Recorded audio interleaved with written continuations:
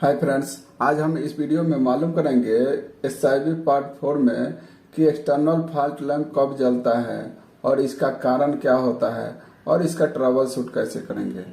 तो external fault lamp जलने का कारण होता है कि जब SIB के बाहर एक ज्वेलरी पावर सर्किट में कुछ प्रॉब्लम होगा तो एक्सटर्नल फॉल्ट लैंप जलेगा।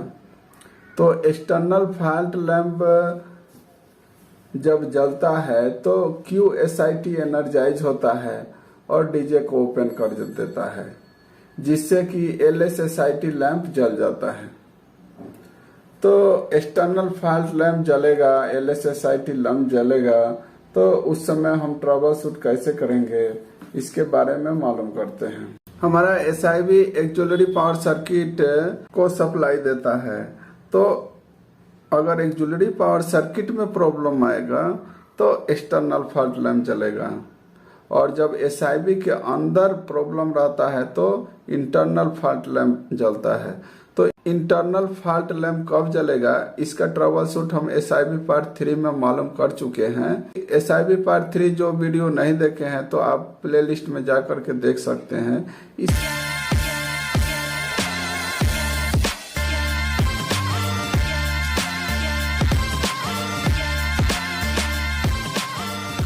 हमारे YouTube channel Kushwaha ji railway को सब्सक्राइब करें ऐसे वीडियो के लिए। इस वीडियो में हम only external fault lamp glow होने पर ट्रबल शूट कैसे करेंगे इसके बारे में मालूम करेंगे। तो एक्सटर्नल फॉल्ट लैंप ग्लो हो रहा है तो फर्स्ट हम एक ज्वेलरी पावर सर्किट को चेक करेंगे। एक ज्वेलरी पावर सर्किट में क्या चेक करना है मालूम कर लेते हैं। फर्स्ट हम एक ज्वेलरी पावर सर्किट के इक्विपमेंट को चेक करेंगे कि इसमें स्मेल, स्मोक और फायर तो नहीं है। यदि कोई अबनॉर्मलिटी है तो फायर एक्सटिंग्विशर का यूज करेंगे और इफेक्टेड लोड को आइसोलेट कर देंगे। यदि कोई अबनॉर्मलिटी नोटिस नहीं हुआ तो हम फर्स्ट HRAVT को 0 में करेंगे, जिससे कि cap fan, notch rifter, walkie talkie charger and heater, ये जो डिवाइस है स्टैटिक डिवाइस, ये आइसोलेट हो जाएंगे। HRAVT को 0 में करने के बाद हम SIB में लगे रीसेट बटन को 20 सेकंड तक दबाएंगे। यदि दबाने के बाद LSSIT लैंप बुझ जाता है तो हम VCB को क्लोज करके आगे गाड़ी काम कर सकते हैं। ये स्टैटिक लोड आइसोलेट करके भी गाड़ी काम कर सकते हैं, कुछ प्रॉब्लम नहीं है।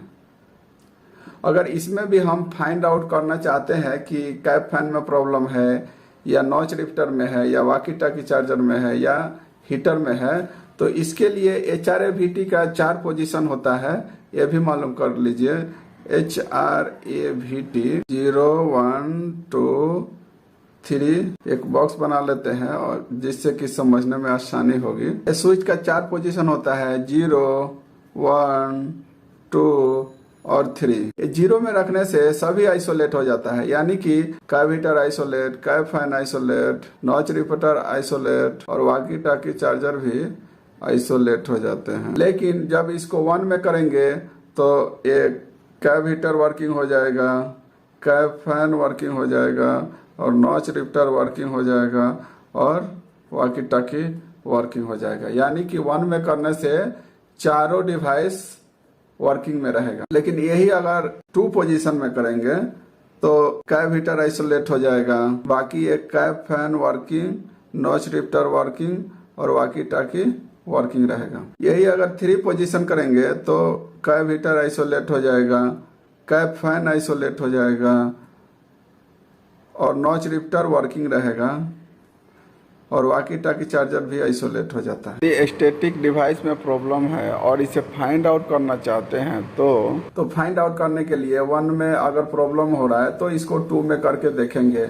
यदि 2 में करने से फिर एक्सटर्नल फॉल्ट आता है, LSSIT लैंप जलता है, तो 3rd पोजीशन करके ट्राई करेंगे। स्विच के पोजीशन को चेंज करके फाइंड आउट कर सकते हैं कि कौन से स्टैटिक डिवाइस में प्रॉब्लम आ रहा है। लेकिन HRAVT का पोजीशन चेंज करने के बाद भी यदि प्रॉब्लम सॉल्व नहीं होता है तो हम SIB के डिस्प्ले स्क्रीन को देखेंगे। SIB के डिस्प्ले स्क्रीन में 2 प्रकार के मैसेज आने का चांसेस रहता है। फर्स्ट तो आता है कि अर्थ फॉल्ट का मैसेज आता है, यदि अर्थ फॉल्ट का मैसेज आएगा तो उसका ट्रबल शूट कैसे करेंगे, इसके बारे में मालूम करेंगे।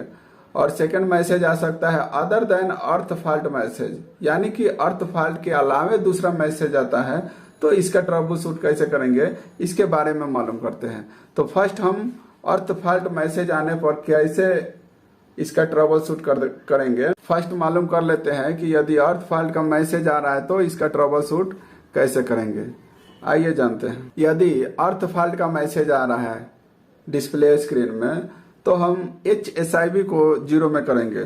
HSIB को 0 में रखने से 1500 ओम का रेजिस्टेंस जो है ऐड हो जाता है, और इसके बाद हम SIB के रीसेट बटन दबाएंगे, 20 सेकंड तक दबाएंगे। इसके बाद हम ELD बाईपास पुश बटन को दबाएंगे। ELD बाईपास लैंप ग्लो होने तक ELD बाईपास पुश बटन को दबाएंगे। जब ELD बाईपास लैंप ग्लो हो जाएगा, उस समय से 45 मिनट के अंदर सेक्शन क्लियर करेंगे।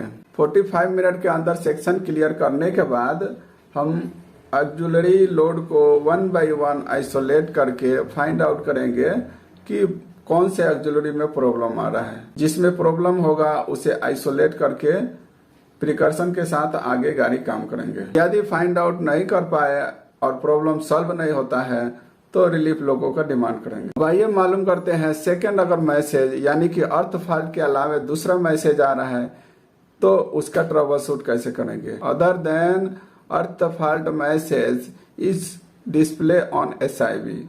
यदि अर्थ फॉल्ट के अलावा दूसरा मैसेज आ रहा है तो हम फर्स्ट BLCP एंड BLVMT को स्विच ऑफ करेंगे। स्विच ऑफ करने के बाद SIB को रीसेट करेंगे और रीसेट करके VCB क्लोज करेंगे। रीसेट करके उसके बाद हम DJ क्लोज करते हैं। अगर DJ ओपन नहीं होता है, LSSIT लैंप नहीं जलता है, इसका मतलब है कि BLCP या BLVMT में प्रॉब्लम है, यानी कि डायरेक्ट मोटर सभी अच्छे हैं। BLCP या BLVMT में प्रॉब्लम है तो इसे हम 1 बाय 1 मालूम करेंगे। तो फर्स्ट हम BLCP डालेंगे। BLCP डालने के बाद यदि LSSIT लैंप जलता है और DJ ओपन होता है, यानी कि CP में प्रॉब्लम है, तो हम HCP के द्वारा इसके पोजीशन को चेंज करके 1/2, 2/3 या 1/2/3 ऐसा चेंज करके उसे फाइंड आउट करेंगे। अगर जिस CP में प्रॉब्लम होगा उस CP को आइसोलेट करेंगे, दूसरा पोजीशन चेंज करके हम आगे गाड़ी काम करेंगे। प्रकार CP का प्रॉब्लम आने से हम ट्रबल शूट करेंगे। यदि BLCP डालने के बाद यदि प्रॉब्लम नहीं आता है तो हम फिर BLVMT डाल के देखेंगे। BLVMT स्विच डालने से MVMT1, MVMT2 and MVRH motor start होता है। यानी कि BLVMT डालने के बाद यदि LSSIT लैंप जलता है और DJ ओपन होता है, यानी कि ये तीनों मोटर में प्रॉब्लम हो सकता है, तो इसे स्विच के माध्यम से 1 बाय 1 आइसोलेट करके ट्राई करेंगे। जिस स्विच को आइसोलेट करने के बाद DJ ओपन नहीं होता है, LSSIT लैंप नहीं जलता है, तो उस मोटर को आइसोलेट करके आगे गाड़ी काम करेंगे। यदि BLVMT 1 में प्रॉब्लम है तो बोगी 1 को आइसोलेट करेंगे और हाफ लोड में आगे गाड़ी काम करेंगे। यदि BLVMT डालने पर MVMT2 में प्रॉब्लम है तो बोगी 2 को आइसोलेट करेंगे और हाफ लोड में गाड़ी काम करेंगे। यदि MVRH में प्रॉब्लम है, यानी कि BLVMT डालने पर ये दोनों में प्रॉब्लम नहीं है, MVRH में प्रॉब्लम है, तो इसे आइसोलेट करेंगे। तो 500 और 920 के लोड में काम करेंगे, यानी कि 5 मिनट के लिए 920 करंट देंगे और कंटिन्यू 500 के करंट रेटिंग से गाड़ी आगे काम करेंगे। यदि लोड और रोड परमिट नहीं होगा तो बैंकर का डिमांड करेंगे। लेकिन BLCP या BLVMT में प्रॉब्लम नहीं है डालने के बाद, इसका मतलब है कि हमारा डायरेक्ट मोटर में प्रॉब्लम है। यदि डायरेक्ट मोटर में प्रॉब्लम है, हमारे लोगों में डायरेक्ट मोटर है MVSI1, MVSI2, MVSL1 and MVSL2 and MPH। ये हमारे लोगों में 5 डायरेक्ट मोटर है। इसमें प्रॉब्लम होगा तो इसे हम स्विच के माध्यम से 1 बाय 1 आइसोलेट करके फाइंड आउट करेंगे कि किस में प्रॉब्लम है। जिस स्विच को आइसोलेट करने के बाद यदि LSSIT लैंप नहीं चलता है, डीजे ओपन नहीं होता है, यानी कि उस मोटर में प्रॉब्लम है, तो उसे आइसोलेट करके आगे गाड़ी काम करेंगे। इसके बाद भी यदि सफलता नहीं मिलती है तो HSIV को 0 में करके SIV को रीसेट करके ELD बाईपास बटन को 20 सेकंड तक दबा करके ELD बाईपास लैंप जलने के बाद हम 45 मिनट में सेक्शन क्लियर करेंगे और सेक्शन क्लियर करके रिलीफ लोगों का डिमांड करेंगे। इस प्रकार हम SIV में एक्सटर्नल फॉल्ट लैंप ग्लो होने पर ट्रबल शूट करेंगे। यदि हमारा वीडियो अच्छा लगे तो वीडियो को लाइक कीजिए और ऐसे ही और वीडियो के लिए चैनल को सब्सक्राइब कीजिए। फिर मिलेंगे नेक्स्ट वीडियो में। जय हिंद।